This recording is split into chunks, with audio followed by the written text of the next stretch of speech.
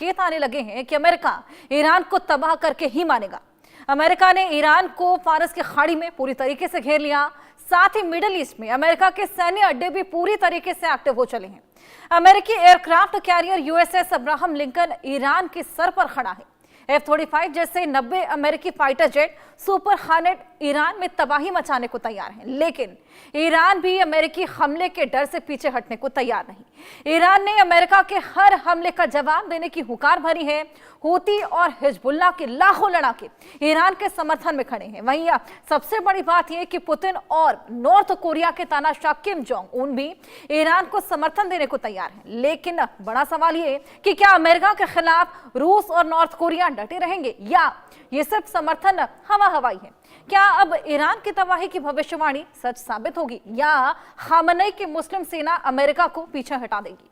कि अमेरिका तनाव तीसरे विश्व युद्ध का कारण बनेगा? इसी मुद्दे पर हम लोग खास मेहमानों के साथ बातचीत करने वाले हैं, लेकिन उससे पहले आपको बताएं कि घेराव पूरी तरीके से अमेरिका की तरफ से कर लिया गया है और इस बीच हमने देखा कि आज रात ईरान पर भारी भी पड़ सकती है, क्योंकि आज रात ये साफ हो जाएगा कि क्या अमेरिका की ओर से हमला किया जाता है। जिस तरीके का घेराव हम कई दिनों से देख रहे हैं, जिस तरीके के कयास लगातार लगाए जा रहे हैं, इसमें तमाम चीजें आज रात साफ होती हुई नजर आएंगी। दुनिया में हाहाकार इसी वजह से मचा हुआ है और साथ ही ईरान पर अब किस तरीके से अमेरिका आगे कदम उठाने वाला है, ये देखने वाली बात होगी। खास मेहमानों के साथ चर्चा होगी, लेकिन कुछ और जानकारियां आपको पहले ग्राफिक्स के माध्यम से दे दें। किस तरीके से ये तनाव उत्पन्न हुआ, किस तरीके से तनाव बढ़ता जा रहा है और ईरान में हिंसक प्रदर्शन में 5000 की मौत हो चली है। महासंग्राम छिड़ा हुआ है। ईरान ने अमेरिका को इसके लिए जिम्मेदार ठहराया है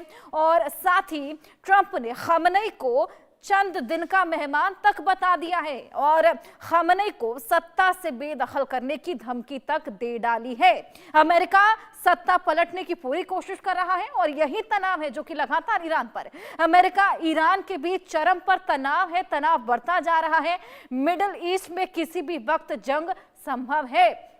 ईरान अमेरिका के बीच अब दूसरे देश भी कूद सकते हैं, यानी कि इसका इंपैक्ट काफी ज्यादा देखने को मिलेगा। नॉर्थ कोरिया अमेरिका से जंग को तैयार है, यानी कि महासंग्राम छिड़ता हुआ अब मिडिल ईस्ट में भी नजर आएगा। रूसी राष्ट्रपति पुतिन भी ईरान का ही साथ देंगे।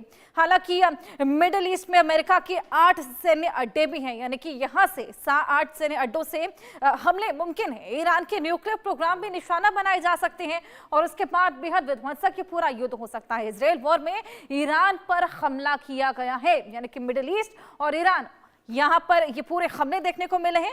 न्यूक्लियर साइटों पर बम भी बरसाए गए हैं। पूरा तनाव यहां पर बरकरार है। खामनेई को सत्ता से बेदखल करने की भी पूरी कोशिश है, यानी कि खामनेई को सत्ता से हटाने की, बेदखल करने की इजराइल के समर्थन में भी ईरान पर पैनी नजर रखे हुए हैं। अमेरिका अब देखना होगा, जिस तरीके से लगातार पूरे हमले की तैयारी में है, तनाव जिस तरीके से बरकरार है, आज की रात एक बेहद बड़ा डिसाइडिंग फैक्टर होने वाला है। आज अगर हमला होता है तो ये विश्व युद्ध में भी तब्दील हो सकता है। रजा पहलवी का भी अमेरिका को समर्थन है। ईरान के न्यूक्लियर प्रोग्राम निशाना है। न्यूक्लियर प्रोग्राम पर यहां पर खास तौर पर निशाना अमेरिका के पास दुनिया की सबसे ताकतवर सेना। ऐसे ही नहीं, अमेरिका को सुपर पावर कहा जाता। अमेरिका का रक्षा बजट भी आपको बता दें $820 बिलियन का है। महाविनाश की भी तैयारी है। अगर टक्कर होता है तो अमेरिका के पास 13 लाख से ज्यादा एक्टिव सैनिक हैं और लगातार यहां पर पूरे हमले की तैयारी अमेरिका की ओर से। अमेरिका के पास आधुनिक मिसाइलें हैं, हथियार हैं। ईरान के पास भी हालांकि खूंखार सेना है और ईरान भी पूरी तरीके से डटने के लिए तैयार है। ईरान पूरी तरीके से हमले के लिए तैयार है। ईरान का कहना है कि अगर एक भी हमला अमेरिका की ओर से देखने को मिलता है तो इसको ऑल आउट वॉर माना जाएगा, यानी कि ईरान पूरी तरीके से तैयार है हमला बोलने को।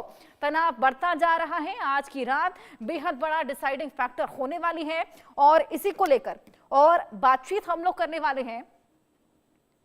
जिस तरीके से थर्ड वर्ल्ड वॉर की एक स्थिति सी उत्पन्न हो चली है, हाहाकार मचा है, इसको एस्ट्रोलॉजिकली भी समझने की कोशिश करेंगे कि ग्रह नक्षत्र क्या कहते हैं, कि क्या ऐसी कोई स्थिति उत्पन्न होती हुई नजर आ रही है या फिर ट्रंप के ऐसे कौन से ग्रह हैं जो उनको ये सब करने को मजबूर कर रहे हैं और बाकी देशों के ग्रह क्या कहते हैं, किस तरीके का इम्पैक्ट देखने को मिल रहा है, किसके ग्रह यहाँ पर स्ट्रॉन्ग नजर आ रहे हैं, किसके ग्रह यहाँ पर कमजोर नजर आ रहे हैं। इसके अलावा हम लोग फैक्चुअली क्या कुछ चल रहा है उसको लेकर भी अपडेट लेंगे। हमारे दो खास मेहमान हमारे साथ जुड़े हैं, नितिशा मल्होत्रा ज्योतिषी हैं और कर्नल टीपी त्यागी जी भी हमारे साथ जुड़ेंगे। डिफेंस के पॉइंट ऑफ व्यू से उनसे तमाम चीजें समझेंगे। लेकिन नितिशा जी, बहुत स्वागत है आपका। सबसे पहले आपके पास ही मैं आऊंगी। जिस तरीके से ईरान अमेरिका का ये जो पूरा टकराव देखने को मिल रहा है, इससे पहले भी हमने वर्ल्ड वॉर्स देखे थे, तो क्या उस वक्त जो ग्रहों की स्थिति बनी थी कुछ ऐसी ही स्थिति आपको नजर आ रही है? ये तनाव कितना बढ़ेगा? क्या ये वर्ल्ड वॉर तक जा सकता है? थैंक यू हर्षा जी, और आपके सभी दर्शकों को राधे राधे, जय मां पीताम्बरा। देखिए, जो इस समय ग्रहों की स्थितियां बनती हुई नजर आ रही है, गुरु महाराज अतिचारी हुए हुए हैं, शनि अपने ही नक्षत्र से गोचर कर रहे हैं, राहु अपने नक्षत्र से गोचर कर रहे हैं, और गुरु महाराज भी पुनर्वसु के अगले चरण तक पहुंच चुके हैं। तो ये जितनी भी ग्रह स्थितियां बन रही हैं, ये युद्ध की तो बन रही हैं।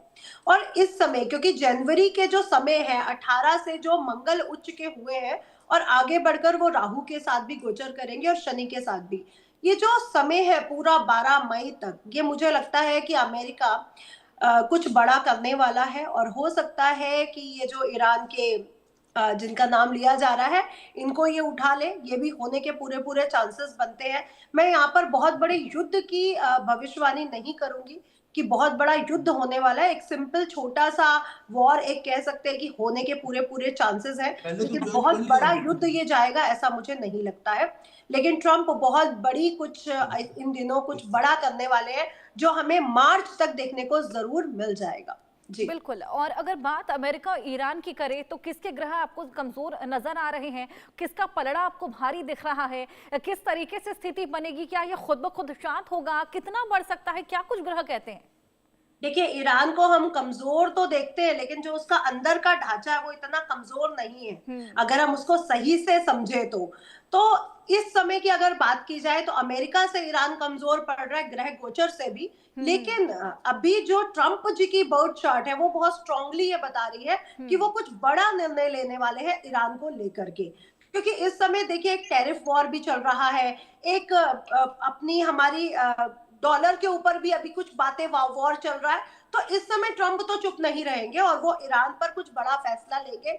तो मुझे लग रहा है कि वो, जैसे उन्होंने पहले भी एक जगह के उठा लिए थे और उसके बाद उन्होंने अपना वो पूरा दिखाया कि मैं स्ट्रांग हूँ, मुझे कुछ वैसा ही लग रहा है कि वहां से कुछ लोगों को वो उठाने वाले हैं और वो ये बताने वाले हैं कि मैं अभी भी स्ट्रांग हूँ। एक तरीके से पावर दर्शाने की यहाँ पर कोशिश। नितिजा, जिस तरीके से हमने देखिए अमेरिका और ईरान की तो बात करी, लेकिन अमेरिका को देखा जाए तो फिलहाल ट्रंप ही है जो रूल कर रहे हैं और कहीं ना कहीं ट्रंप के ही ये जो तमाम डिसीजंस हैं जिसकी वजह से हम ये पूरा इन्वेजन या ये तमाम चीजें देख रहे हैं। ट्रंप की ये दूसरी पारी, पहली पारी में हमने कुछ इस तरीके के डिसीजंस देखे नहीं थे, लेकिन इस बार हमने देखा कि शुरुआत से ही बड़े अनप्रिडिक्टेबल से नजर आ रहे हैं। कभी जंग की बात करते हैं, कभी इन्वेजन की बात करते हैं और कभी शांति की बात करते हैं। कभी हमने देखा जंगे सुलटाने के लिए भी तमाम कवायदे की थी।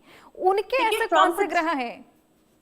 ट्रम्प जी का तो नेचर ही है कि वो हमेशा से ही कुछ अलग ही बातें करते, कभी हाँ और कभी ना में खड़े हो जाते। लेकिन अभी जो ग्रह गोचर चल रहा है, जो उनके लग्न में जो ग्रहों का इस समय गोचर है, और ग्रह जो अभी बता रहे हैं वो ये बता रहे हैं कि इस समय वो बहुत ज्यादा पावर को स्ट्रांगली दिखाने वाले हैं कि मैं बहुत ज्यादा स्ट्रांग हूँ। क्योंकि वो अंदर से कहीं ना कहीं डरे भी हुए हैं, घबराए भी हुए हैं। क्योंकि आप ट्रेड वॉर की बात कर रहे हैं, अगर हम डॉलर की स्थिति देखें तो वो भी ठीक नहीं है। गोल्ड और सिल्वर के रेट भी बढ़ते हुए इस समय बहुत ज्यादा उनको पैनिक कर रहे हैं। तो मुझे लग रहा है कि इस समय की जो स्थितियां बनती हैं, उनके जो ग्रह गोचर लग्न में बनते हैं, वो पूरी तरह से अपनी पावर को दर्शाने का कार्य करेंगे। और ये मार्च से पहले पहले आप लोग देखोगे कि ये कुछ बहुत बड़ा डिसीजन ट्रम्प लेंगे और बहुत बड़ा कुछ करेंगे। लेकिन इसके बाद जो ये साल का जो एंड है, वो ट्रम्प की जो कुंडली बन रही है उसमें उनको कमजोर भी दिखा रही है। यानी जो चाहे ईरान की जनजीवन हो या हमारा यूएसए का जनजीवन हो, ये भी उनसे प्रभावित होता हुआ नजर आ रहा है। तो उनके विरुद्ध भी लोग खड़े होते हुए नजर आएंगे। बिल्कुल, कुछ ऐसा ही हम लोग देख भी रहे हैं। और क्योंकि हमने अमेरिका और ईरान की बात करी, तो क्या भारत पर भी इसका कोई इम्पैक्ट पड़ेगा या फिर कोई और देश है जो कि इससे इम्पैक्ट हो सकते हैं? जी देखिए, भारत पर इसका इम्पैक्ट तो पड़ेगा ही पड़ेगा। ऐसा नहीं है कि वर्ल्ड वाइड कुछ हो रहा है उसका हमारे देश पर इम्पैक्ट नहीं पड़ेगा। तो देखिए, थोड़ा बहुत तो फर्क पड़ेगा। और क्योंकि इस समय जो वॉर्स हम देख रहे हैं ना, वो सिर्फ एक देश की देश से वॉर हो रही है, ये नहीं हो रहा। यहाँ पे ट्रेड वॉर भी चल रही है, ट्रंप को कमजोर कर किया जा रहा है, यानी अंदर से वो कहीं ना कहीं बहुत ज्यादा पैनिक तो हो रहे हैं। और इसमें आगे आने वाले समय में आप बहुत सारे देशों को जुड़ता हुआ देखोगे, जहां पे बहुत से ऐसे मुस्लिम कंट्रीज हैं वो जुड़ती हुई नजर आएंगी। अब अगर हम भारत की